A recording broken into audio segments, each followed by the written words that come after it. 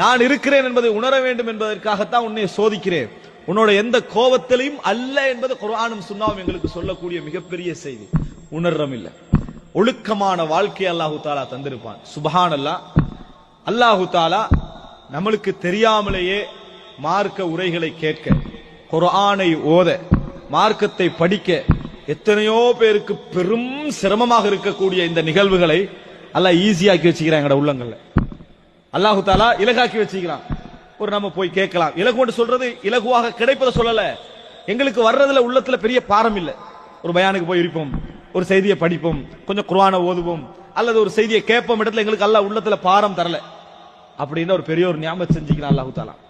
இருந்தும் நாங்கள் புறக்கணிப்போம் என்று சொன்னால், அப்படியான வாய்ப்பு அல்லாஹு தாலா தந்தும் நம்ம புறக்கணிப்போம் என்று சொன்னால், அல்லாஹு தாலா நீங்க என்ன வாழ்க்கையை விரும்புறீங்கன்னு பாப்பா. அல்லாஹு தாலா உங்களுக்கு இந்த வாழ்க்கை பிடிக்கல, தீனோட வாழ்க்கை பிடிக்கல, ஒழுக்கமான வாழ்க்கை பிடிக்கல, உங்களுக்கு இந்த வாழ்க்கையில ஒரு வெறுப்பு ஏற்படுகிறது, எவ்வளவு ஜோலியாக வெளியே செய்யறாங்க இருக்கிறாங்க, நானும் அப்படி வாழ்ந்துட்டு தௌபா செஞ்சா என்னன்னு நீங்க நிறைய நினைக்கிறீங்களா? அல்லாஹு தாலா என்ன செய்வான்னு சொன்னா, உங்களுக்கு வாழ்க்கையில ஒழுக்க கேட்டை சோதனை ஆக்கிடுவான்.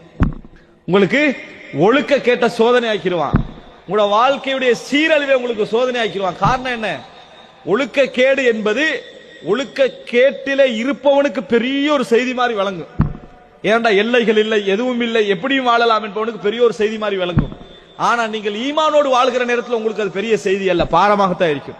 சோதனை ஆக்கிப்பட்டுட்டீங்கன்னு சொன்னால் அதுக்கு பின்னால தீன் உங்களுக்கு பெரிய கஷ்டமா விளங்கும். குர்ஆனை ஓதுல் பெரிய கஷ்டமாக விளங்கும். ஆனா நீங்க எதிர்பார்த்ததை அடைவதற்கு ஒரு 10 வருஷம் போகலாம்.